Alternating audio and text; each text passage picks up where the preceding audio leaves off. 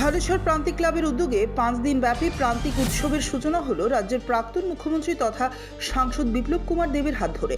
অনুষ্ঠানে বিশেষ অতিথি হিসেবে উপস্থিত ছিলেন আগরতলা পৌর নিগমের মেয়র দীপক মজুমদার। উদ্বোধনী অনুষ্ঠানের সঙ্গে শুরু হয়েছে সাংস্কৃতিক অনুষ্ঠান, সামাজিক কর্মসূচি ও নানা আয়োজন, যা আগামী 5 দিন ধরে এলাকায় উৎসব মুখর পরিবেশ বজায় রাখছে। আজকের দিনটি সুন্দর দিন। একদিকে ক্রিসমাসের দিন আর আরেকদিকে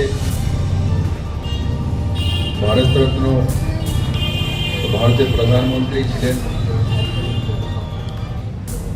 অজাতশত্রু অটল বিহারী বাজপেয়ীর জন্মদিন। তো স্বাভাবিকভাবে এই দিনটি আমাদের জন্য একটা স্মরণীয় দিন। আর এই দিনটির এই শুভারম্ভ এই কার্যক্রমের এখানে মঞ্চে উপস্থিত অরিন্দম চৌধুরী গণমনপুর মণ্ডলের মণ্ডল সভাপতি, ডক্টর প্রদীপ ভৌমিক চেয়ারম্যান, উৎসব committee Shri Dilip Kumar Nath president, Shri Dibyendu Dutta secretary, উপস্থিত মায়েরা বোনেরা সুন্দরী নাগরিক। আমার আরেকটা কার্যক্রম আছে, প্রধানমন্ত্রী 11টায় অনলাইনে চলে আসবে। খেলো ইন্ডিয়ার একটা কার্যক্রম আছে এমপিদের, তার জন্য বাজারঘাটে আমাকে যেতে হবে।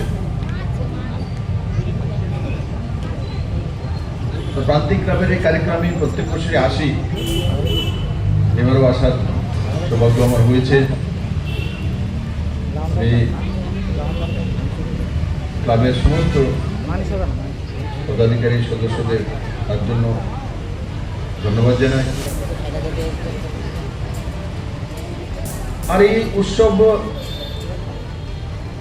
মেলা, উৎসব, বিভিন্ন সাংস্কৃতিক কার্যক্রম,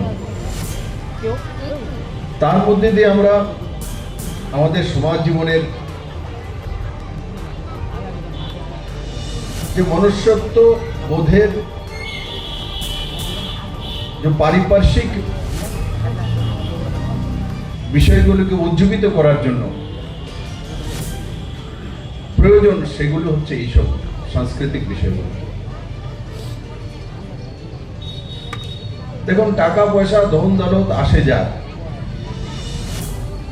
কিন্তু সংস্কৃতি সম্পন্ন, বিদ্যা সম্পন্ন কোনো ব্যক্তি যদি হয়, সে তার সারা জীবন তার সঙ্গে সেটা রাখতে পারে। আর জীবনে খুশি হওয়ার, সকারাত্মক মানসিকতা নিয়ে বাঁচার সবচেয়ে বড় মাধ্যম হচ্ছে সাংস্কৃতিক কার্যক্রমগুলো। আমি যদি খুব পয়সার চিন্তা করি,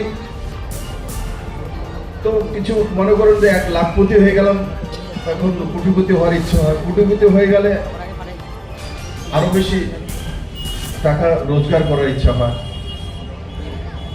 আমার যদি প্রমোশন হয়, এসপি হয়ে গেলাম, তো ডিজি হওয়ার ইচ্ছা হয়। ডিজি হয়ে গেলে ও সেন্ট্রাল ফোর্সের মধ্যে কোনো বড় পোস্টে, সিবিআইতে যেতে ইচ্ছা হয়। পদোন্নতি আর পয়সা চাহিদা তার অন্ত নেই, সে কোনোদিনই মানুষকে স্যাটিসফ্যাকশন এনে দিতে পারে না। ব্যুরো রিপোর্ট, অবিরাম 24x7।